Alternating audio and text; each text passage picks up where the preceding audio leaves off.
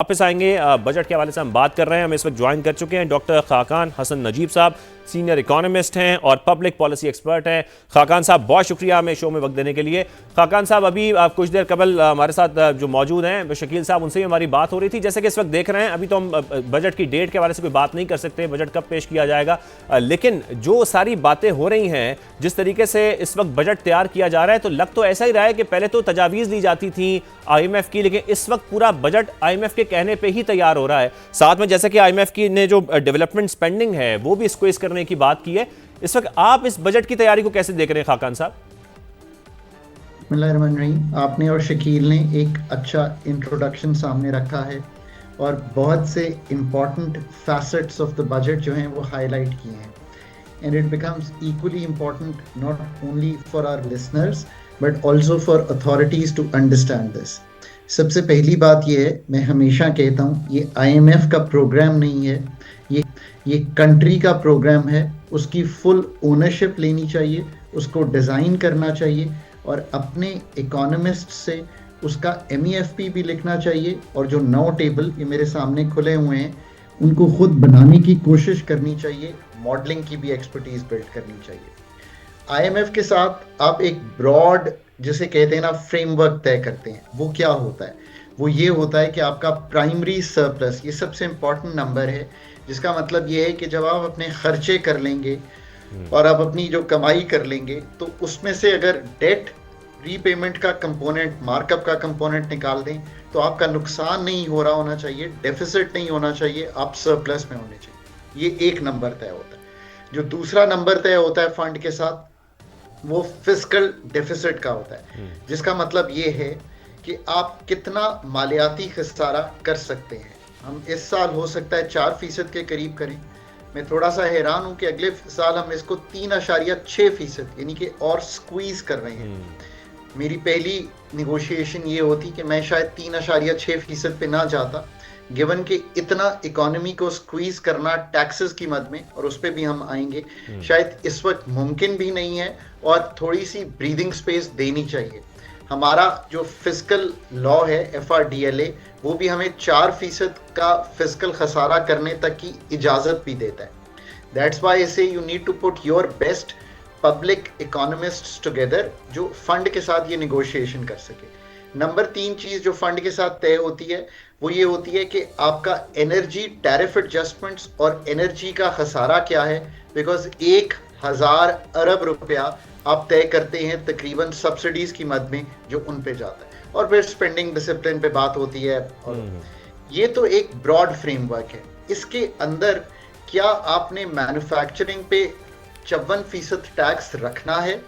क्या आपने personal income tax को जिस लेवल पे हमने इस वक्त रखा हुआ है, यानी कि आप अगर बहुत अच्छे एंकर हैं समा टीवी के और आप हाई अर्नर हैं, तो आप इस वक्त तकरीबन 38.15% टैक्स दे रहे हैं। क्या आपने सुपर टैक्स इसी तरह चलाना है?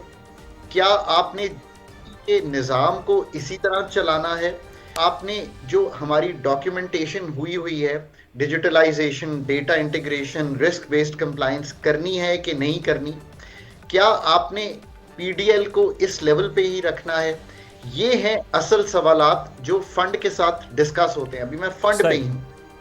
आप अगर अपना ठीक होमवर्क करके जाएं तो मेरा जवाब ये होगा कि ये सारी चीजें जो अभी मैंने आपके सामने जिक्र किया है, इस पे पाकिस्तान को इस बजट में सीरियस रीथिंक करने की जरूरत है और इन नंबर्स के साथ नहीं जाना चाहिए। अच्छा, आपने सीरियस रीथिंकिंग की बात की, लेकिन खाकान साहब, अब तो वक्त तकरीबन हम कह सकते हैं ना कि जो पूरे खदखाल हैं बजट के वो तैयार ऑलरेडी हो चुके हैं, और हुकूमत एक तरफ ये कह रही है कि जब तक हम सूबों को पैसे दे रहे हैं उस वक्त तक फिस्कल स्पेस पैदा नहीं की जा सकती।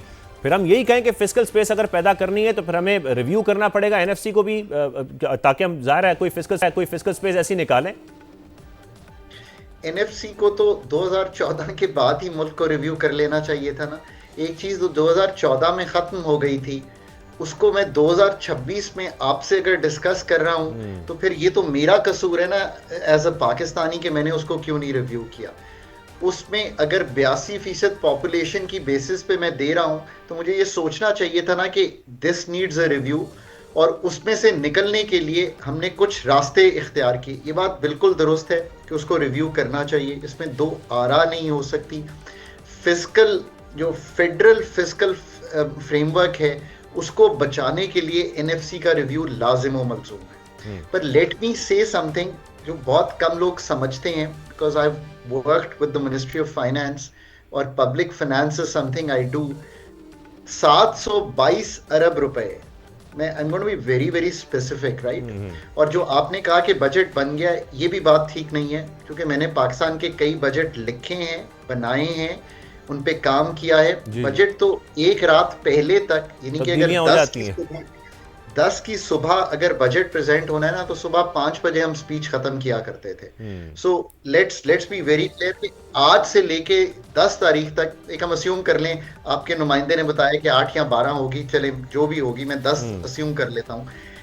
उस दिन तक सबसे पहले तो बात यह है कि एनएफसी पे बात कर लेते हैं। अगर पावर्टी सब्जेक्ट प्रोविंसेस का है तो आप 722 अरब रुपया क्यों खर्च करते हैं फेडरल गवर्नमेंट में?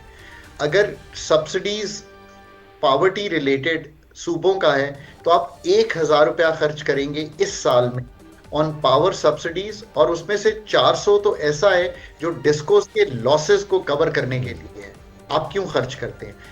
1800 अरब तो मैंने अभी आपके सामने रख दिया है, जो वफाक को एनएफसी में जाए बगैर उसकी थिंकिंग हो सकती है। सही। लेट मी कम बैक इसी में। इस दफा अगर सूबे एग्रीकल्चर इनकम टैक्स में 10 अरब रुपया कलेक्ट करते हैं और पोटेंशियल 500 से 800 अरब रुपए का है, तो क्या आईएमएफ ने रोका है? ये बार बार आईएमएफ पे जाना जो है ना, ये मैं समझता हूं कि it's a thought process, which means कि हम समझते ही नहीं है कि डिस्कशन हो क्या रही है। अगेन, पाकिस्तान में जीएसटी ऑन सर्विसेज में एक बहुत बड़ा गैप है, उसको कम करना सूबाई हुकूमतों का काम है। इसीलिए हम हर वक्त एफबीआर को ब्लेम करते हैं। मैं पहले सूबों को डील कर लूं, फिर मैं आता हूं वापस। आप जीएसटी ऑन सर्विसेज का एक इतना बड़ा गैप पाकिस्तानी रिसर्च में बता रहे हैं, तो ये दोनों काम जाके कीजिए। सूबे 0.6-0.7% ऑफ जीडीपी कलेक्ट कर रहे हैं, वफाक तो 12.5% कलेक्ट कर रहा है अब भी ओवरऑल रेवेन्यू में। सो एक तो बात यह है कि ये आपको दुरुस्तगी दिखाई देनी चाहिए। सही। हमारे साथ रहिए, हमारे साथ डायरेक्टर पीएसएक्स अहमद चुनायद साहब भी मौजूद हैं, उनको भी शामिल गुफ्तगू करते हैं। बहुत शुक्रिया अहमद साहब, एक स्टेटमेंट एहसन इकबाल साहब की, क्योंकि हम ये स्टेटमेंट बार बार सुनते हैं कि हमारी स्टॉक मार्केट रिकॉर्ड पर रिकॉर्ड बना रही है, और नो डाउट ऐसा हो भी रहा है, लेकिन स्टॉक मार्केट इस वक्त हमारी इकोनॉमी को कितना रिफ्लेक्ट कर रही है? अब तो बजट भी सर पर है, हम क्या समझे? देखिए, पीएसएक्स अहमद चुनायद साहब भी मौजूद हैं, उनको भी शामिल गुफ्तगू करते हैं। बहुत शुक्रिया अहमद साहब, एक स्टेटमेंट एहसन इकबाल साहब की, क्योंकि हम ये स्टेटमेंट बार बार सुनते हैं कि हमारी स्टॉक मार्केट रिकॉर्ड पर रिकॉर्ड बना रही है, और नो डाउट ऐसा हो भी रहा है, लेकिन स्टॉक मार्केट इस वक्त हमारी इकोनॉमी को कितना रिफ्लेक्ट कर रही है? अब तो बजट भी सर पर है, हम क्या समझे? देखिए